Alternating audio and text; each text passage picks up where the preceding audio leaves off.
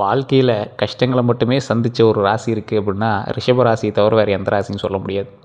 ரிஷப ராசி அப்படிங்கிறது ஒரு நிலைத்தன்மை, பொறுமை, நிதானம், குடும்ப பாசம், பணத்தின் மதிப்பு, இந்த மாதிரி விஷயங்களை பற்றி குறிக்கக்கூடிய ஒரு ராசியாக கருதப்படுற ராசி தான் இந்த ரிஷப ராசி. இந்த ராசியில் பிறந்தவங்க வாழ்க்கையில் மெதுவாக முன்னேறினாலும் அவங்க அடையக்கூடிய நிலை மிகவும் உயர்ந்ததாக இருக்கும். எப்படி சொல்கிறதுனா, இவங்க வளர்ச்சி ஆகிறது தெரியவே தெரியாது. ஆனால் அந்த வளர்ச்சியாகி ஒரு இடத்துல நிற்கிறாங்களே, அது நல்ல ஒரு மிகப்பெரிய ஒரு உயரமாக இருக்கும். இவங்க வளரும் போது கூட நான் வளர்ந்துட்டு இருக்கிறேன் அப்படிங்கிற அகங்காரம் வெளியே காட்ட மாட்டாங்க. ஒருத்தன் திடீர் பணக்காரனானா எப்படி வருவான்? முன்னாடி நாள் ரொம்ப அப்படியே ஒரு ஏழ்மையான ட்ரெஸ் போட்டுருப்பான், அடுத்த நாள் கோட்டு சூட்டோடு வருவான். ஆனால் இந்த ரிஷபராசிக்காரன் அப்படி கிடையாது. எவ்வளோ பணம் இருந்தாலும் அதை வெளியே காட்டிக்காத ஒரு மனுஷன். எவ்வளோ பெரிய மேன்மையான குணம் இருந்தாலும் அந்த குணத்தை மட்டுமே வெளியே காட்டுவானே தவிர அந்த கேரக்டரிஸ்டிக்ஸ், அந்த பணத்தினால் ஆகக்கூடிய மாற்றங்களை வெளியே காட்ட மாட்டான். அந்த மாதிரி ஒரு உன்னதமான ஆள் தான் இவங்க. இவங்களுடைய ஒவ்வொரு முறையும் மனிதனுக்கு ஒரு விஷயம் உருவாகிட்டே வரும்போது அவனோட டிஃப்ரென்சியேஷன் தெரிஞ்சிட்டே வரும். ஆனால் ரிஷபராசி அப்படி கண்டுபிடிக்க முடியாது. ஒரு முறை மனதில் முடிவு எடுத்துட்டாங்க அப்படின்னா அதை மாறுறது அப்படிங்கிறது ரொம்ப ஒரு கடினமான ஒரு விஷயமா இந்த ரிஷபராசிக்கு இருக்கும். இவங்களோட மனநிலை மற்றும் உழைப்புத்தன்மை தான் இவங்களை உயர்த்திட்டு கொண்டு போகிறதுல ஒரு மிகப்பெரிய ஒரு விஷயமா வந்திருக்கும். இந்த ராசிக்காரர்கள் வெளியே அமைதியான இருப்பாங்க, ஆனால் உள்ளுக்குள்ளே 1000 யோசனைகளை ஓடிட்டே வச்சுட்ருப்பாங்க. யாரையுமே எளிதில் நம்ப மாட்டாங்க. ஒருவரை நம்பினா முழுமையாக நம்பிடுவாங்க. துரோகம் நடந்தால் அதையும் வாழ்நாள் முழுவதும் மறக்க மாட்டாங்க. அதிகமாக ஆனால் இவங்களுக்கு நடந்தது துரோகங்களும் நிறைய கஷ்டங்களும் தான். இந்த கஷ்டங்கள் யாரால் உருவாச்சு அப்படின்னா இவங்க நம்பிக்கை வச்சதுனால தான் உருவாச்சு அப்படின்னு சொல்லணும். ஒரு விஷயத்து மேலே அதீத நம்பிக்கை, ஆனால் அந்த நம்பிக்கை நிறைவேறலை அப்படின்னா அதற்கு காரணம் உங்கள் கூட இருக்கிறவனே தான் இருந்திருப்பான். அதுதான் துரோகம் அப்படின்னு சொல்லுவாங்க. அதே மாதிரி ரிஷபராசியோட குணாதிசயங்கள் அப்படின்னு பார்க்கும்போது பொறுமை ரொம்ப அதிகம்.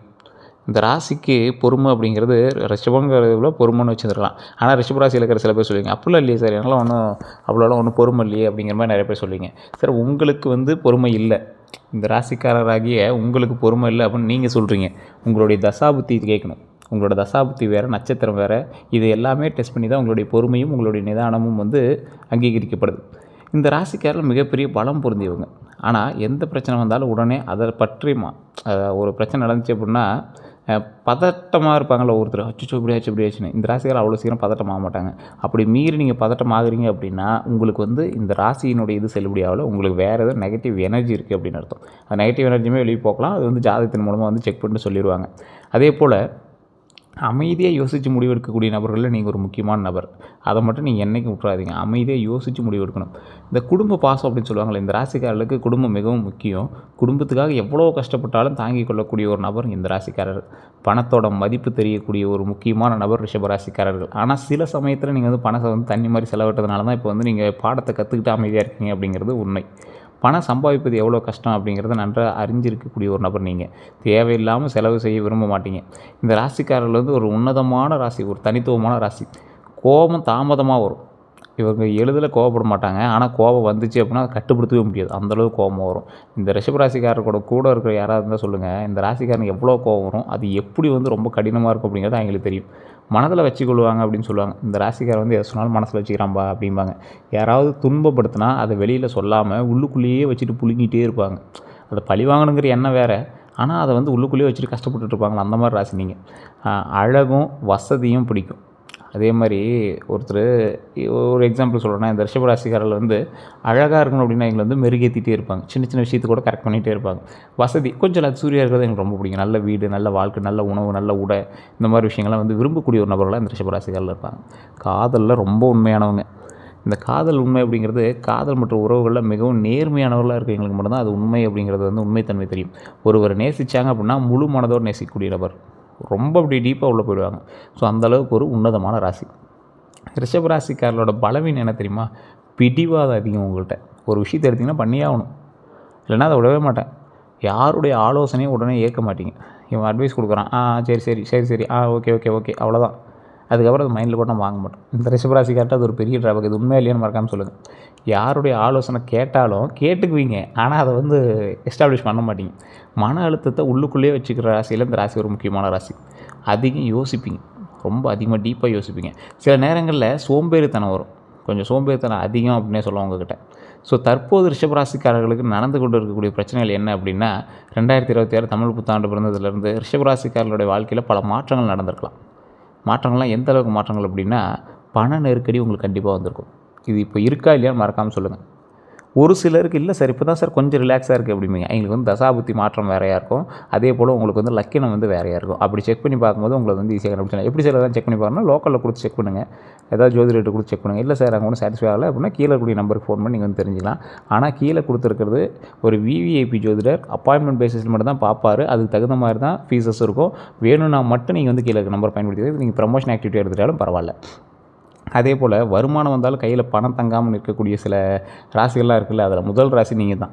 எவ்வளோ வருமானம் வந்தாலும் அதுக்கு தகுந்த மாதிரி உங்களுக்கு செலவு வந்துகிட்டே இருக்கும். ஒரு 500 மிச்சம் பண்ணி வைக்கலாம்னா கூட அதுக்கு ஏதாவது ஒரு நோண்டிகிட்டே இருப்பாங்க. உங்களுக்கு ஏதாவது ஒரு தேவையில்லாத செலவெல்லாம் வந்துகிட்டே இருக்கும் இந்த டைமில் உங்களுக்கு. ஆனால் இதுக்கு மேலே கொஞ்சம் பிரச்சனை இல்லை. கடன்லாம் தீரக்கூடிய ஒரு காலகட்டம் தான், கவலைப்பட தேவையில்ல. அதே மாதிரி இந்த ராசிக்காரர்களுக்கு கடன் அழுத்தம், முன்பு எடுத்த கடன்களை தற்போது மன அழுத்தத்தை வந்து அதிகப்படுத்திகிட்டே இருக்கும். எப்பயோ எடுத்த கடன் தான், ஆனால் இன்னும் உங்களை வந்து வாட்டி வச்சுட்டே இருக்கும். அதே மாதிரி குடும்பத்தில் கருத்து வேறுபாடுகள், குடும்பத்தில் உள்ள யாருக்கும் சரியாக புரிந்து கொள்ளக்கூடிய உணர்வுகள் இல்லை.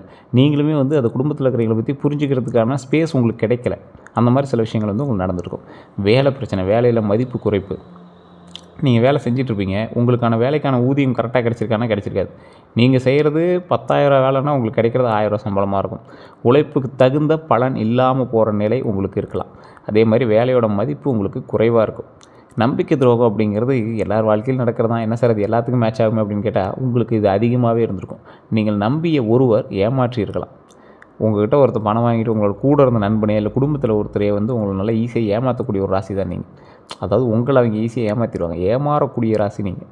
ஸோ இந்த ராசி அதிகமாக துரோகங்களை அனுபவித்தாலும் அசால்ட்டாக தொடச்சிட்டு போயிட்டே இருப்பாங்க. ஏன்னா அது பழக்கமாயிருச்சு இல்லை. அந்த மாதிரி மன அழுத்தம் கொஞ்சம் உங்களுக்கு அதிகமாகவே இருக்கும். இரவு தூக்கம் குறையுது. இந்த ராசிக்காரன் இந்த காலகட்டத்தில் உங்களுக்கு கண்டிப்பாக தூக்கமின்மை கொஞ்சம் கம்மியாக தான் இருக்கும். அதிக யோசனை வந்து அதிகமாக இருக்கும். நைட்டு தூங்கினா தூக்கம் வராது. ஏதோ யோசனை போகும், கற்பனை போகும். அதுக்கோசரம் செல் எடுத்து கையில் வச்சு நோண்டிட்டு இருக்க தான் தோணும். எதிர்கால பயம் வந்து உங்களுக்கு இப்போ வந்து கொஞ்சம் லைட்டாக வர ஆரம்பிச்சிருக்கும். எதிர்கால பயம் போன்றவெல்லாம் இருக்கலாம் அப்படிம்பாங்கள்ல. ஸோ இந்த எதிர்கால பயம் வந்து உங்களுக்கு இப்போ கொஞ்சம் அதிகமாகவே வர ஆரம்பிச்சிருக்கும். அது ஏன்னே தெரில சார். இப்போ வேலைக்கு என்ன பண்ணுவோம் அப்படிங்கிற மாதிரிலாம் யோசிக்க ஆரம்பிக்குது சார். ஓரளவுக்கு போயிட்டு தான் இருக்குது, தொழில் சம்பளம் வந்துட்டு தான் இருக்குது. ஆனால் வருங்காலத்தில் என்ன பண்ணுவோங்கிற ஒரு கேள்விக்குறியான ஒரு விஷயங்கள் வந்து மைண்டில் அப்போ வந்து போகுது சார் அப்படிங்கிற மாதிரி இருப்பீங்க. அதே மாதிரி இந்த பிரச்சனைலாம் ஏன் உருவானது அப்படிங்கிற ஒரு விஷயம் இருக்குல்ல. அதிக பொறுப்புகளை வந்து ஏற்றுக்கொண்ட ராசி வந்து ரிஷபராசி. ரிஷபராசிக்காரில் வந்து தான் பார்த்துருக்கிறேன், நான் பார்த்துக்கிறேன் அப்படின்னு ஒரு இடத்துல பொறுமையும் தங்கள் மீது ஒரு நம்பிக்கையை வச்சு அவங்க இடத்துல சொல்லிடுவாங்க. இந்த அதிக பொறுப்பு வந்து ஏற்றுக்கிற ராசி ரிஷபராசி அப்படின்னு சொல்கிறதுக்கான காரணம் என்னென்னா, இப்போ குடும்பத்தில் ஒரு 4-5 பேர் இருக்காங்க அப்படின்னா திடீர்னு 2 அண்ணன் உங்களுக்கு இருப்பான். ஆனால் 3வது பையனாக இருப்பீங்க, இல்லை நீங்கள் 2வது பையனாக இருப்பீங்க. நீங்கள் வந்து குடும்பத்தை நான் பார்த்துக்கிறேன் அப்படிங்கிற மாதிரி சொல்ல ஆரம்பிச்சிடுவீங்க. சொன்னோன்னே என்ன ஆகும், அந்த குடும்பத்தோட ஒட்டுமொத்த பாரமும் உங்ககிட்ட இருந்திருக்கும். அப்போ என்ன ஆகுது, ரிஷபராசிக்காரர்கள் நான் பார்த்துக்கிறேன் அப்படின்னு சொல்லக்கூடிய எல்லா பொறுப்புகளையும் தங்கள் மீது ஏற்றுக்கிறாங்க. அப்போ என்ன ஆகுது, அது வந்து அதீத பொறுப்புகளை ஏற்றுக்கொள்ளக்கூடிய ஒரு தருணமாக மாறுது. உங்களுக்கு ஸ்ட்ரெஸ் அதிகமாகுது. இதுதான் ஒரு காரணமாக கூட இருக்கலாம். அதே மாதிரி யாரையுமே மறுக்க முடியாமல் நீங்கள் வந்து சரிப்பா நீ சொன்னால் ஓகே பண்ணி தான் ஆகணும் அப்படிங்கிற மாதிரி மாட்டிக்கிறதுனால பல விஷயத்தில் மாட்டிக்கிங்க. பலருக்கு உதவி செஞ்சுருப்பீங்க, ஆனால் அவர்கள் வந்து திருப்பி உதவாமல் போயிருக்கலாம். உதவி வந்து நிறையா நீங்கள் செஞ்சுருப்பீங்க, ஆனால் அந்த ஆள் வந்து திருப்பி உங்களுக்கு உதவி இருக்க மாட்டான். நீங்கள் எதிர்பார்த்து நீங்கள் ஒன்றும் செய்யலை, அவன் வந்து திருப்பி செய்யணும் அப்படின்னு எதிர்பார்த்து நீங்கள் செய்யலை. ஆனால் ஒரு வேளை அவன் வந்து அது மனசில் வச்சுக்கிட்டாவது இவங்க வந்து செஞ்சாங்க அப்படிங்கிற ஒரு விஷயம் உங்களுக்கு தோணுச்சுன்னா கூட கொஞ்சம் ஒரு மனசுக்கு திருப்தியாக இருந்திருக்கும்ல. அவன் அன்றைக்கி நன்மை செஞ்சான், அவன் நம்ம வந்து ஓரளவுக்கு நினச்சாவது பார்க்கணும் அப்படின்னா அவன் நினச்சானா நம்மளுக்கு எவ்வளோ சந்தோஷமாக இருக்கும். ஸோ அதுதான் மெயின். அது வந்து அப்படி அவன் நினைக்க மாட்டான். அவங்ககிட்ட தவறான நம்பிக்கையோடு பணம் கொடுத்தவங்க யாரும் திருப்பி தரமாட்டாங்க உங்ககிட்ட. ஒரு சிலரை சொல்கிறேன், எல்லாரையும் நான் சொல்லலை. அதே மாதிரி குடும்ப செலவுகள், வீடு, குழந்தை, மருத்துவம், வியாபாரம் போன்ற காரணங்களால் செலவுகள் அதிகரிக்கக்கூடிய சில நாட்களாகவும் உங்களுக்கு அமைதுங்க. திடீர் முடிவுகள் அப்படின்னு பார்த்தா சில முதலீடுகள் வந்து எதிர்பாராத பலனை வந்து தராமல் போயிருக்கலாம். அதாவது சில முதலீடுகள் அப்படின்னா நீங்கள் எந்த அளவுக்கு முதலீடு போகிறீங்களோ அந்த அளவுக்கு சொல்கிறேன். அதே மாதிரி கடன் பிரச்சனை இப்போது அதிகமாக இருக்கா, குறைய ஆரம்பிச்சிருக்கா, இதுதான் உங்களுக்கு ஒரு மெயின் பாயிண்ட்டாக இப்போ வந்து போய்ட்டுருக்கும். சரி, இந்த காலகட்டம் கடன் பிரச்சனை எப்படி இருக்க போகுது, குறையுமா இல்லை அதிகரிக்குமா? இப்போ அதிகமாக இருக்குது அப்படி இருக்குது அப்படின்னு கேட்டால், ரிஷபராசிக்காரர்களுக்கு கடந்த சில மாதங்களாக கடன் அழுத்தம் அதிகமாக தான் இருந்திருக்கும். அந்த கடன்கிறது இஎம்ஐ தான், நீங்கள் ஒன்றும் அப்படியே கழுத்து பிடிச்சிட்டு இது பண்ணுற அளவுக்குலாம் இல்லை. ஆனால் ஒரு சிலருக்கு எக்ஸ்ட்ரீமுக்கு போட போயிருக்கும். ஆனால் தற்போது அந்த நிலை வந்து மெதுவாக குறைய ஆரம்பிக்கும் காலம். முக்கியமாக பழைய கடன்களை அடைக்க வழிகள் கிடைக்கும், எதிர்பாராத உதவி கிடைக்கலாம், நிலுவையில் இருந்த பணம் வந்து திரும்ப கிடைக்கும். ஒரு ரொம்ப நாளாக வெயிட்டிங்கில் இருக்குது சார், அது இப்போ தான் கிடச்சிருக்கு அப்படிங்கிற மாதிரி சில விஷயங்கள் வந்து கிடைக்காத வாய்ப்புகள் கொஞ்சம் அதிகமாகவே இருக்குது. புதிய வேலைவாய்ப்பு அல்லது கூடுதல் வருமானம் வந்து உங்களுக்கு இருக்கும். புதிய வேலைவாய்ப்புனா நீங்கள் செஞ்சுட்டு இருக்கிற தொழிலே ஒரு ப்ளஸ் பாயிண்ட்டாக ஒன்று வந்து அமையலாம். அதே மாதிரி ஆனாலும் இன்னும் ஒரு சில முக்கியமான எச்சரிக்கை உங்களுக்கு இருக்குது. அது கொஞ்சம் பொறுமையாக நிதானமாக பார்த்து தெரிஞ்சுக்கோங்க. புதிய கடன் எடுக்கிறதுல கவனமாக இருந்துக்கோங்க. இந்த காலத்தில் தேவையில்லாமல் பெரிய கடன் எடுக்கவே கூடாது. இந்த டைமில் எடுத்திங்கன்னா நீங்கள் வந்து அடைக்கிறதுக்கு பல யுகங்களே ஆகலாம் உங்களுக்கு. ஸோ கடன் பிரச்சனை எப்படி தீரும்? செலவை கட்டுப்பாடுங்க. செலவு வந்து நீங்கள் எந்தளவுக்கு கட்டுப்படுத்துறீங்களோ அந்தளவுக்கு வந்து முதல்ல தேவையில்லாத செலவுகளை வந்து நிறுத்துறதுக்கான வழியை பாருங்கள். அதுதான் உங்களுக்கு மெயின். ஒரே நேரத்தில் எல்லாம் தீர்க்க முடியாது. அதை வந்து நல்லா ஞாபகம் வச்சுக்கோங்க. ஒரே நேரத்தில் எல்லாமே தீர்க்க முயற்சிக்காதீங்க, மாட்டிக்குவீங்க. ஒவ்வொரு கடனாக திட்டமிட்டு அடைக்கிறதுக்கான வழியை பாருங்கள். அதே மாதிரி நண்பர்களை விட குடும்ப ஆலோசனை கேளுங்க. நீங்கள் வந்து அதிகமாக நட்போட்டார்கள் அதிகமாக கொண்ட ராசி ரிஷபராசி. இதை பண்ணலாமா அதை பண்ணலாமாம்பா, அப்படி இல்லை நான் ஹெல்ப் பண்ணுறோமா, ஆனால் கண்டிப்பாக ஹெல்ப் பண்ண மாட்டாங்க, மாட்டிக்குவீங்க. நண்பர்கள் சொல்வதை விட குடும்பத்தினுடைய கருத்துக்கள் நல்லது உங்களுக்கு. அதை மைண்டில் நல்லா ஞாபகம் வச்சு அடுத்த ஸ்டெப் எடுக்க ஆரம்பிங்க. சேமிப்பை தொடங்குங்க. சிறிய தொகை இருந்தாலும் தினசரி சேமிக்க ஆரம்பிங்க. சார் டெய்லி 100 200 எடுத்து வைக்கிறேன் சார், ஒரு இஎம்ஐக்கே உங்களுக்கு பற்றும். ஒரு இஎம்ஐ உங்களால் கவர் பண்ண முடியும். மன அமைதி முக்கியம். பயம் அதிகமானால் தீர்வு கிடைக்காது, தீர்வு தெரியாது. அமைதியாக இருந்தாலே வழி கிடைக்கும் அப்படிங்கிறத மைண்டில் நல்லா ஞாபகம் வச்சுக்கோங்க. எந்த தெய்வத்தை வணங்கினா நல்லது அப்படின்னா, ரிஷபராசிக்காரர்களுக்கு தற்போது கீழ்கண்ட தெய்வங்களை வந்து நான் சொல்கிறேன். அதாவது ஒரு எக்ஸாம்பிள் சொல்லுவாங்க, குலதெய்வம் அப்படிங்கிறது ஒன்று, அதே மாதிரி உங்களோட கிராமப்புறத்தில் இருக்கக்கூடிய தெய்வங்கள் ஒன்று. ஸோ இப்போ நான் சொல்கிற லிஸ்ட்டெல்லாம் வந்து இப்போ நான் எடுத்து வச்ச லிஸ்ட்டு நான் அப்படியே சொல்கிறேன், ஞாபகம் வச்சுக்கோங்க. ஃபஸ்ட்டு உங்களோட குலதெய்வம், ஓகேவா? இஷ்ட தெய்வம்னு ஒன்று வழிபடுவீங்க. அது உங்களுடைய குலதெய்வமாக இருக்கலாம், உங்களுடைய தாய் தந்தையினுடைய குலதெய்வமாக இருக்கலாம், உங்களுடைய தாயினுடைய குலதெய்வமாக இருக்கலாம், இல்லை உங்களுக்கு ஃபேவரட்டான முருகர், விநாயகர் அந்த மாதிரி தெய்வங்களாக இருக்கலாம், ஆஞ்சநேயராக இருக்கலாம். ஸோ இந்த மாதிரி இஷ்ட தெய்வ வழிபாடு ஃபஸ்ட்டு. அதுக்கு அடுத்தது மகாலட்சுமி வழிபாடு. இதை நல்லா ஞாபகம் வச்சுக்கோங்க, நோட் பண்ணிக்கோங்க. இதுவுமே உங்களுக்கு செல்லுபடி ஆகலை அப்படின்னா, இப்போ நான் சொல்கிறேன்னா வந்து உங்களுக்கு 60% தான் பொருந்திருக்கும். இல்லை சார் ஓரளவு தான் பொருந்திருக்கு, நான் வந்து ஃபுல்லாகவே நான் வந்து ஜாதகம் பார்க்கணும்னா கீழே இருக்கக்கூடிய நம்பர் பயன்படுத்தி உங்களுடைய பிறந்த நேரம், பிறந்த தேதி, பிறந்த ஊர் சொன்னீங்க அப்படின்னா A to Z கம்ப்ளீட்டாக வந்து உங்களோட கருத்துக்களை எல்லாத்தையுமே நாங்கள் வந்து செக் பண்ணிட்டு உங்களுடைய ஜாதகத்தை எல்லாத்தையுமே பார்த்துட்டு, உங்களுடைய மேனுவல் புக்குங்க அது. நீங்கள் வந்து கிரியேட் ஆகும்போது உங்களோட மேனுவல் புக்கு உங்களை இப்படி தான் பயன்படுத்தணும் அப்படிங்கிறது தான் அந்த ஜாதகமே. ஸோ அதை செக் பண்ணி பார்த்துட்டு தீர்வுகள் சொல்லிடுவாங்க. ஒரு விவிஐபி ஜோதிடர் தான், கிட்டத்தட்ட 5 லாங்குவேஜில் ஜோதிடம் பார்க்கக்கூடியவர். அதுக்கு தகுந்த மாதிரி தான் ஃபீஸஸ் இருக்கும். அப்பாயின்மெண்ட் பேசிஸில் மட்டும்தான் உங்களுக்கு வந்து அப்பாயின்மெண்ட் கொடுப்பாங்க. உங்களுக்கு வேணும்னா மட்டும் நீங்கள் வந்து அந்த நம்பரை பயன்படுத்தி நீங்கள் வந்து ஃபோன் பண்ணிக்கலாம். ஃபோன் பண்ணி அல்லது வெளிநாட்டில் இருக்கீங்க அப்படின்னா வாட்ஸ்அப் மூலமாக நீங்கள் வந்து தொடரலாம். அதே மாதிரி பண வரவு அதிகரிக்கக்கூடிய ஒரு காலகட்டமாக இந்த காலகட்டம் அமையிறதுக்கு முக்கியமான ஒரு வழிபாடு மகாலட்சுமி வழிபாடு. வெள்ளிக்கிழமையில் தீபம் ஏற்றி வழிபடுவது ரொம்ப நல்லது. பண வரவு அதிகரிக்கும், வீடு அமைதியில் கிடைக்கும், வீடு வந்து அமைதியாக இருக்கும், சந்தோஷம் இருக்கும், நிம்மதி இருக்கும், கடன் சுமை குறையும். இதெல்லாம் மகாலட்சுமி வழிபாடு பண்ணிங்க அப்படின்னா தான் முடியும். வெள்ளிக்கிழமையில் தீபம் ஏற்றி வழிபடணும். முருகர் வழிபாடு செவ்வாய்க்கிழமையில் முருகர் கோயிலுக்கு போக செல்வது ரொம்ப நல்லதுங்க. இந்த ராசிக்காரர் வந்து செவ்வாய்க்கிழமை முருகர் கோயிலுக்கு போயிட்டு வாங்க. பக்கத்தில் சின்ன கோயில் தான் சிலருக்கு போயிட்டு வாங்க, ஒன்றும் பிரச்சனை இல்லை. பலன் என்னென்ன அப்படின்னா, எதிரிகள் வந்து விலகுவாங்க, தைரியம் அதிகரிக்கும், வேலை வாய்ப்பு கண்டிப்பாக கிடைக்கும். வேலை இல்லாதவங்க இந்த விஷயத்தை வந்து கண்டிப்பாக ட்ரை பண்ணி பாருங்கள். அதே மாதிரி பெருமாள் வழிபாடு சனிக்கிழமையில் பெருமாள் வழிபாடு வந்து ரொம்ப நல்லது. நெய் தீபம் ஏற்றி வழிபட்டிங்கன்னா இன்னும் ரொம்ப நல்லது. மன அமைதி கண்டிப்பாக கிடைக்கும். மன அமைதி கிடைச்சிச்சு அப்படின்னா யோசிக்கிறதுக்கான ஸ்பேஸ் உங்களுக்கு கிடைக்கும். அதை ஃபஸ்ட்டு நல்லா ஞாபகம் வச்சுக்கோங்க. டக்குன்னு எல்லாமே தீர்ந்துருமா அப்படின்னு கேட்டால், எல்லா பிரச்சனையும் தீர்ந்துருமான்னு கேட்டால் தீர்றதுக்கான வழி பிறக்கும். அப்போ அந்த வழி பிறக்கணும் அப்படின்னா எங்கேருந்து ஆரம்பிக்கணும்? உங்களோட மைண்ட்லேருந்து தான் ஆரம்பிக்கணும். ஸோ மன அமைதி கிடைக்கும், குடும்ப பிரச்சனை வந்து குறையும், தடைப்பட்ட காரியங்கள் நடக்கக்கூடிய ஒரு தருணமாக அமையும். குலதெய்வ வழிபாடு நீண்ட நாட்களாக குலதெய்வ கோயிலுக்கு போகலை அப்படின்னா கண்டிப்பாக இந்த தடவை வந்து போயிட்டு வாங்க. குலதெய்வ வழிபாடு நான் ஃபஸ்ட்டே சொன்னது தான். குலதெய்வ வழிபாடு தான் உங்களுக்கு மெயினாக தூக்கிவிடும். ஸோ தடைகளை நீக்கும், குடும்ப முன்னேற்றம் வரும், அதிர்ஷ்டம் அதிகரிக்கும். நீங்கள் திடீர்னு ஒரு நல்லது நடக்குது அப்படின்னா உங்களோட குலதெய்வத்தினால் மட்டும்தான் இருக்கும். அது நிறையா பேர் தெரியறதில்ல. கிரக அமைப்பும் குலதெய்வத்தினுடைய அருளும் இருந்தால் மட்டும்தான் ஒருத்தருக்கு திடீர்னு லக்கு கிடைக்கும். அதே மாதிரி சார் அடுத்த 12 நாளைக்கு எப்படி இருக்க போகுது? 12 நாளுக்கு அப்புறம் நம்ம அடுத்த வீடியோ போட போகிறோம். ஸோ 12 நாளைக்கு எப்படி இருக்க போகுது அப்படின்னா, நாள் 1 முதல் நாளில் மனக்குழப்பம் உங்களுக்கு குறையும். நீண்ட நாளாக இருந்த குழப்பத்திற்கான ஒரு தீர்வு, ரொம்ப பெரிய குழப்பம் இல்லை, ஓரளவுக்கு மைல்டாக இது பண்ணலாமா வேண்டாமா அப்படிங்கிற மைல்டான ஒரு குழப்பம்லாம் அது தீரக்கூடிய ஒரு குறையக்கூடிய ஒரு காலகட்டமாக இருக்குங்க. அதே மாதிரி 2வது நாள் பண வரவு, பெரிய தொகைலாம் கிடையாது, சிறிய தொகை வருமானமாக கிடைக்கும். 3வது நாள் குடும்ப சந்தோஷம் வந்து நிலைத்திருக்கும். குடும்ப சந்தோஷத்தில் நல்ல செய்தி வந்து சேரும். அதே மாதிரி 4வது நாள் உடல் சோர்வு இருக்கும். உடல் ஓய்வு கண்டிப்பாக தேவை. உடல் ஆரோக்கியம் உங்களுக்கு ரொம்ப தேவை. அதை மட்டும் மைண்டில் நல்லா ஞாபகம் வச்சுக்கோங்க. அது வந்து ஒரு நாள் மட்டும் இல்லை, இனி வரக்கூடிய நாட்களில். அதே மாதிரி 5வது நாள் நண்பனுடைய உதவி கிடைக்கும். நீங்கள் எதிர்பாராத ஒருவர் வந்து உதவி செய்கிறதுக்கு வருவான். வேலை முன்னேற்றம் கிடைக்கும். அடுத்த நாள் 6வது நாள் வேலை தொடர்பான நல்ல தகவல்கள் கிடைக்கும். 7வது நாள் செலவு அதிகரிக்கும், திடீர் செலவுகள் வரலாம், ஆனால் நீங்கள் கொஞ்சம் பொறுமையாக நிதானமாக பண்ணணும். 8வது நாள் மன அமைதி, நீண்ட நாட்களாக இருந்த மன அழுத்தம் குறையக்கூடிய ஒரு நாட்களாக அமையும். 9வது நாள் புதிய யோசனை கிடைக்குது. அதுலேயுமே வந்து பார்த்திங்கன்னா புதிய வருமான வாய்ப்பு பற்றி யோசனை தான் வரும். அது வந்து ஸ்டெப் எடுப்பீங்களான்னு கேட்டால் கிடையாது. அதே மாதிரி தெய்வ அருள் கிடைக்கும், கோவிலுக்கு செல்லக்கூடிய வாய்ப்புகள் கிடைக்கும். 11வது நாள் வந்து பழைய பிரச்சனைக்கான முடிவுகள் கிடைக்கும். நீண்ட நாளாக பிரச்சனைக்கு ஒரு தீர்வு கிடைக்கும் அப்படின்னு வெயிட் பண்ணி இருப்பீங்களா, அந்த நாள் வந்து அப்போ தான் புதிய தொடக்கம் உண்டுங்க. வாழ்க்கையில் புதிய மாற்றம் ஆரம்பிக்கக்கூடிய ஒரு நாட்களாக அமையுது. 2026 இந்த தமிழ் புத்தாண்டுலேருந்து ஒரு நல்லது நடக்கும்னு எல்லா யூடியூப்லேயும் சொல்கிறா சார். எல்லோரும் நியூஸ் சேனலில் போட்டு உட்கார வச்சுருந்தாங்க. 2026லேருந்து சொன்னாங்க. அப்புறம் தமிழ் புத்தாண்டு பிறந்துச்சு. அது என்ன நடக்க போகுது அப்படின்னா, வாழ்க்கை மீதான சோதனை. நீங்கள் யார் என்று வாழ்க்கை வந்து சோதிக்குது பார்த்தீங்களா, அதெல்லாம் வந்து இந்த காலகட்டத்தில் உங்களுக்கு வந்து சரி பண்ணி கொடுத்துரும். நம்பியவர்கள் வந்து விலகி நிற்பாங்கள்ல, நம்பிக்கையானவங்க நம்பியவர்கள் விலகினார் அப்படின்னு சொல்லுவாங்கள்ல. சிலர் வந்து திடீர்னு உங்கள் வாழ்க்கையிலேருந்து விலகுவாங்க. அதை மட்டும் கொஞ்சம் எச்சரிக்கையாக பார்த்து நிதானமாக இருந்தது பரவாயில்ல. இந்த வருஷத்தில் கொஞ்சம் பார்த்து இருந்துக்கோங்க.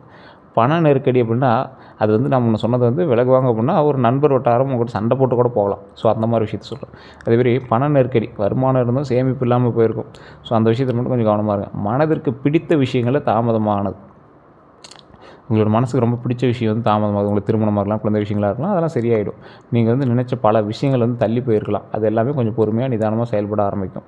தனிமை உணர்வு, உங்களை யாரும் புரிஞ்சிக்கல அப்படின்னு ஒரு விஷயம் வந்து ஒரு மைண்டில் ஓடிட்டே இருக்குங்களா, அந்த உணர்வு வந்து கொஞ்சம் அதிகமாகவே இருக்கும் இந்த காலகட்டத்தில் உங்களுக்கு. இந்த வருடங்களில் தமிழ் புத்தாண்டுலேருந்துன்னு வச்சுக்கலாம், இல்லை 2026லேருந்துன்னு வச்சுக்கலாம். நிறைய பேர் சொல்லுவீங்க சார் அப்போலேருந்தே அப்படி தான் சார் இருக்குது அப்படிம்பீங்க. அதே மாதிரி இனிமேல் என்ன நடக்க போகுது அப்படிங்கிற ஒரு மைண்ட் செட் இருக்கும்ல, மெதுவான முன்னேற்றம் இருக்குது. இனி வாழ்க்கையில் மெதுவாக சரியாக ஆரம்பிக்கக்கூடிய ஒரு காலகட்டம் அமையப்போகுது. புதிய வருமான வாய்ப்பு உங்களுக்கு உண்டாக போகுதுங்க. 2வது வருமானம் அப்படின்னு ஒன்று சொல்லுவாங்கள்ல, சைடு இன்கம், அந்த மாதிரி ஒன்று வந்து உருவாக போகுது. கடன் குறையும். 2026 நடுப்பகுதிக்கு பிறகு கடன் சுமை வந்து குறைய ஆரம்பிக்கிறதுக்கான காலகட்டம். மே மாதம் இப்போ ஆரம்பிச்சிச்சா, இதுமாதிரி வந்து கடன் பகுதி வந்து குறைய ஆரம்பிக்கும். குடும்பத்தில் நல்ல மாற்றம் உண்டாகுங்க. குடும்பத்தில் இருந்து கருத்து வேறுபாடுகள் குறையும். நல்ல மாற்றம் உண்டாகும். வேலை மற்றும் தொழிலில் வளர்ச்சி உண்டாகும். புதிய வாய்ப்புகள் கிடைக்கும். வெளிநாட்டு வாய்ப்பு அப்படின்னு பார்த்திங்கன்னா, சிலருக்கு வந்து வெளிநாட்டு தொடர்பான நல்ல தகவல் வரலாம். திருமணம், அப்புறம் இந்த உறவு அப்படிலாம் பார்த்திங்கன்னா, திருமண தாமதமானவங்களாம் வந்து நல்ல செய்தி கிடைக்கலாம். இந்த ரிஷபராசிக்காரர்களுக்கு முக்கிய அறிவிப்பு அப்படின்னு பார்த்தா, யாரையுமே முழுமையாக நம்பாதீங்க. உங்களுக்கு மெயினான ஒன்று அதுதான். பண விஷயத்தில் கவனமாக இருங்க. உங்களோட உடல் நலத்தில் அலட்சியம் செய்யாதீங்க. இரவு அதிகமாக வந்து யோசிக்காமல் தூங்கி எழுந்திரிங்க. புதிய வாய்ப்புகளை தவற விடாதீங்க. தினமும் காலை நேரத்தில் பிரார்த்தனை பண்ணுங்கள். சாமிகிட்ட இன்றைக்கி வந்து இது நடக்கணும், நல்லது நடக்கணும் அப்படிங்கிற மாதிரி பிரார்த்தனை பண்ணுங்கள். அதிர்ஷ்டமான விஷயங்கள்லாம், அதிர்ஷ்ட நிறங்கள் நான் ஃபஸ்ட்டு சொல்கிறேன். வெள்ளை, இளஞ்சிவப்பு, பச்சை, இது 3 வந்து உங்களுக்கு ஒரு அதிர்ஷ்டமான நிறம். அதிர்ஷ்டமான எண்ணா 6, 15, 24. அதிர்ஷ்டமான நாட்கள் வெள்ளிக்கிழமை, புதன்கிழமை. தினசரி சொல்ல வேண்டிய மந்திரம் அப்படின்னா, ஓம் ஸ்ரீம் மகாலட்சுமியே நமக. இந்த மந்திரத்தை வந்து தினமும் 108 முறை சொல்லுங்கள். இது கமெண்ட் செக்ஷனில் ஒரு டைம் பதிவிடுங்க. ஓம் ஸ்ரீம் மகாலட்சுமியே நமக, ஓம் ஸ்ரீம் மகாலட்சுமியே நமக, ஓம் ஸ்ரீம் மகாலட்சுமியே நமக.